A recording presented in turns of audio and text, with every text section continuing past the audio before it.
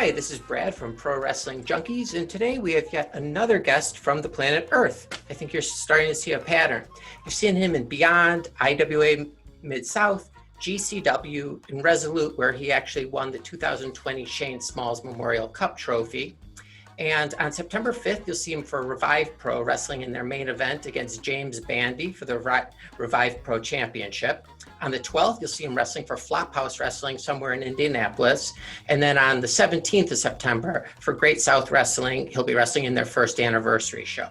So standing somewhere between the size of an ant and a giraffe, weighing in somewhere between 14 and say 850 pounds, somewhere in there, I give you Uncle Byff.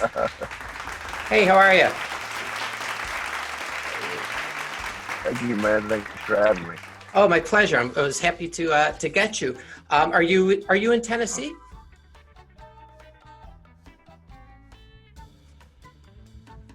Are you in Tennessee? Yes, I'm currently in Tennessee, yes. Oh, okay. And is that where you grew up? Yes.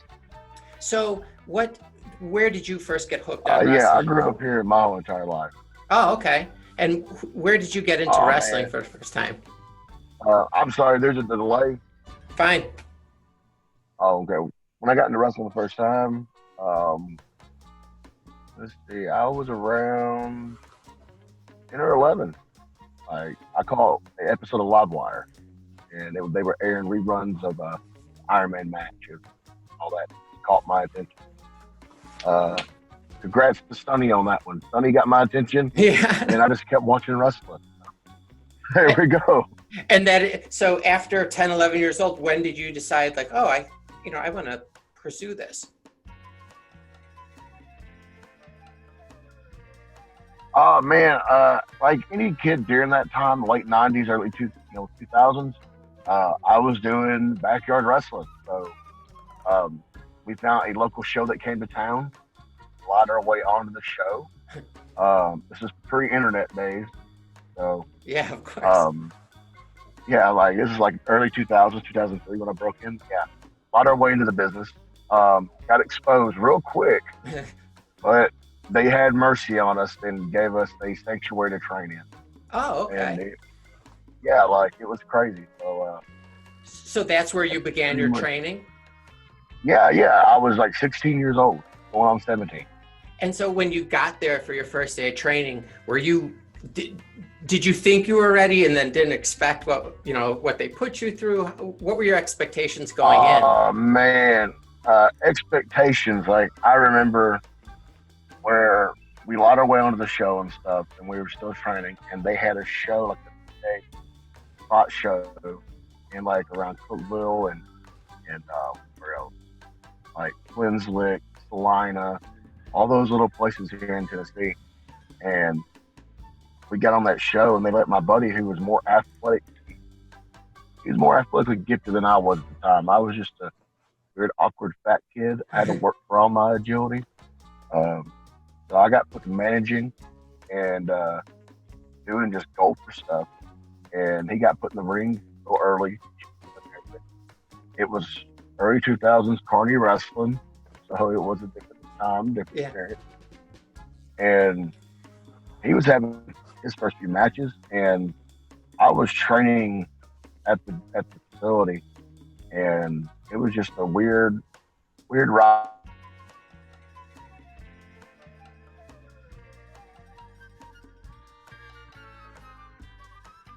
I think we have a little frozen screen here. Are you there? Yeah, I'm here. Okay, it's back again. It froze for a bit. Okay. No problem. I didn't know if you got all that or not. I did. Just couldn't see you. Okay. So was your first day, like what was the first thing they did? You get there and... Oh man, bump. Just... Like, and was it what you expected? No.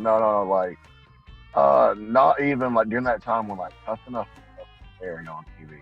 Uh-huh. It was nowhere near what I thought I was getting into. It was a different culture, a boys' club, a lot of craziness involved. It's really was just tight and knit back And then.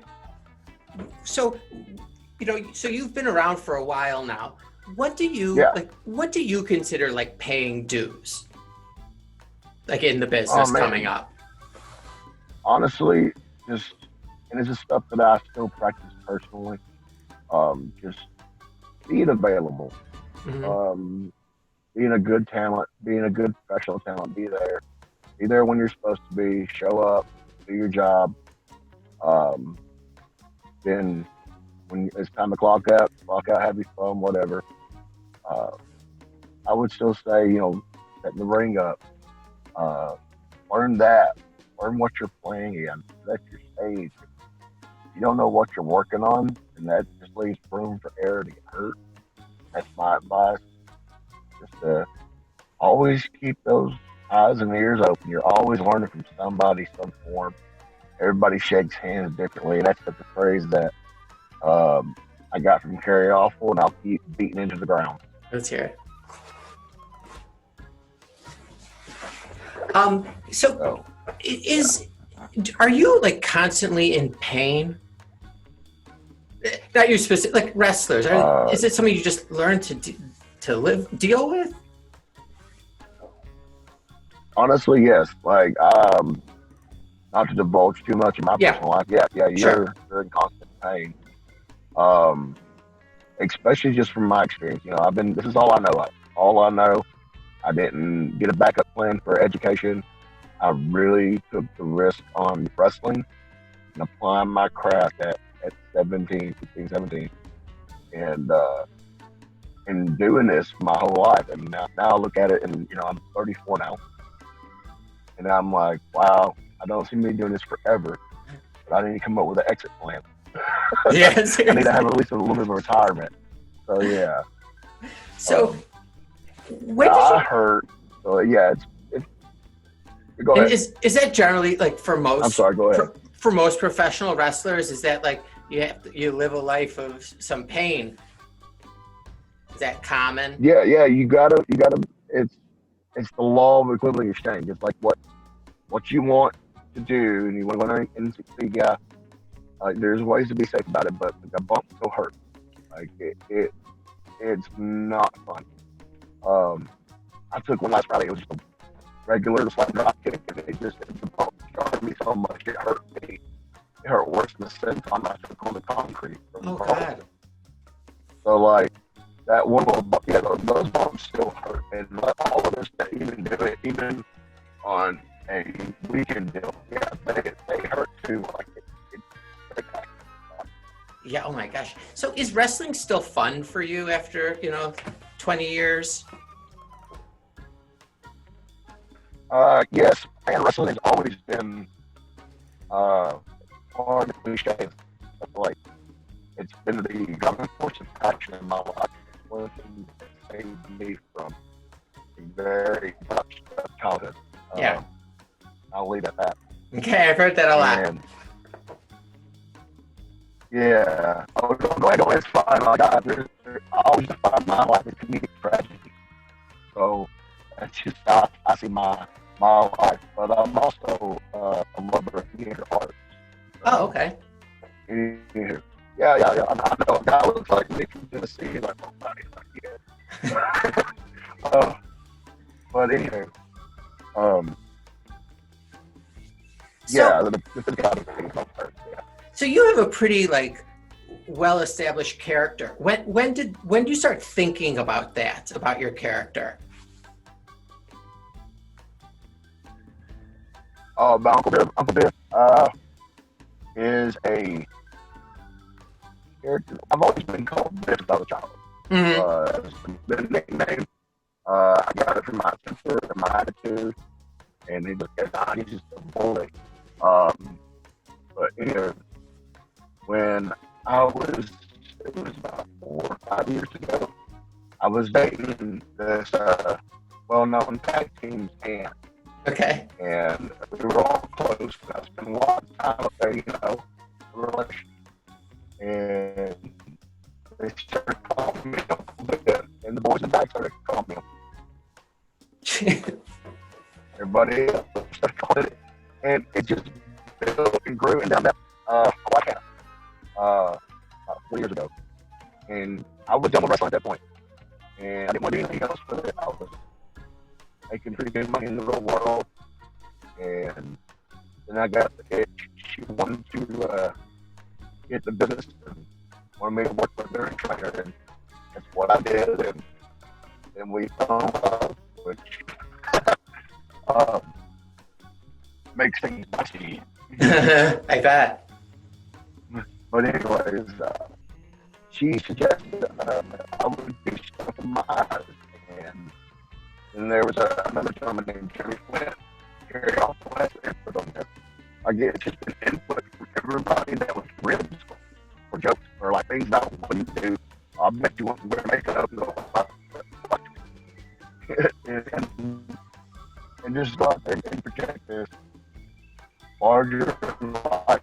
I can't even explain it. So that's. I mean, I see for like a wrestler your size, like a heavyweight, I suppose. I mean, you really fly. Your footwork is really good, and you're really quick. Do you prefer working with big guys or little guys, or does it matter? It doesn't matter. Like honestly, I'm always gonna like working with smaller guys than me. For several reasons. One, it tells a really good story. Mm-hmm. People always are gonna love that David versus Lifetime. And even in the story, if I even end up playing the David, because there's a lot of stuff. There's guys that are bigger than me. Yeah. And and that's what I tell people. Like I'm just like 6'3". Like there's bigger people out there. I'm not tall. I'm right in the middle. You know. Like if you were on a basketball court, you'd be one of the smaller guys. Yeah. You know, like. Yeah, right. But I had the guy that helped bring me in. His name was Dreamwood. And we guys go back to Steve Ball. Okay. And then he brought me in, and he was a unique guy himself. I think like 5'10", 380 pounds at the time. Just a big dude. And yeah. He was nimble like that. He would do like leg drops off that approach to his side dive. But like his style was in the early 90s and stuff. So like a lot of that got lost with time. Yeah. And he showed me his trick and trade about being a guy that's bigger. And plus I also love the sort of style of WCW. That whole mid card division was always on point. Like Ultimo Dragon, Eddie Guerrero. Good stuff, man. Yeah. Beautiful stuff. And I love that style. That's amazing. So I try to add it into my stuff. I might be careful about it. No, but it adds like so much more entertainment to it, having that in your repertoire. All right, I see it's getting closer to 7:30. You shouldn't be talking to me at this hour. I'm sure there's 50 other things that are better to do. So I'm going to give you 5 random. Oh, no, you're good, man. I enjoy stuff like this. Oh, good. I'm going to give you 5 random questions. Just yes or no questions. You don't have to even elaborate on anything. Just a couple random ones. Right. So first one, have you ever lost teeth in a match? Oh, no problem. Oh, really? Okay. Let's see. Yes, I've lost 3 teeth. Yeah. Is that painful? Not a match. No, it happened so fast. It's not as bad as people think. And honestly, it didn't happen in a match. It happened in a fight. I know you tell me to alleviate, but I'll tell the truth. It happened backstage, and that's what it happened so fast. Like, bam. Actually, not that bad. It's actually the next day. It's actually the most painful. Oh, yeah. Oh, God. But, yeah, I lost teeth. All right, well, this leads into the next question then. Have you ever eaten a banana with the peel still on it?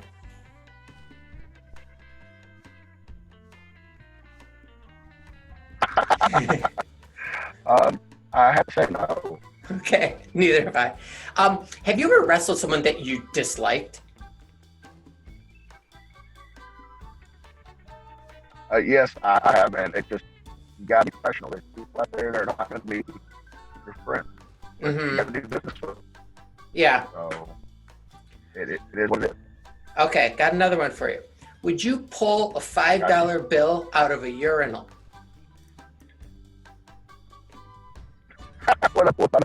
Yeah, well, it's not. I've done stuff in the show, so. I was thinking anything above $1 I would have, so anything that's paper money. Okay, and then the last question is, can I borrow your credit card for about 3 weeks? Right.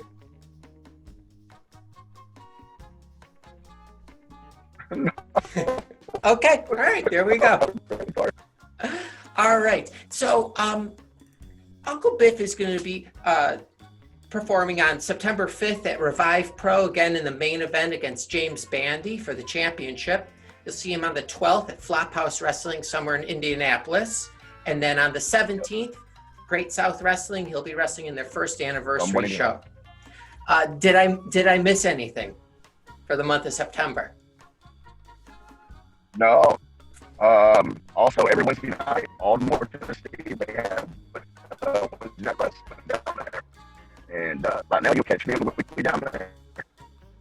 Fantastic. So EWA Empire Wrestling. Oh, okay. So I want to talk to you again at the end of September after your shows, and we can talk about more stuff beyond training. Yeah.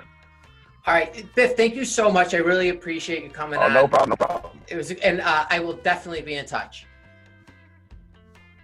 Oh, no problem. Thank you. All right, take care. Be safe, my friend. Definitely, bro. Thank you for having me. Bye. You too, buddy. Goodbye.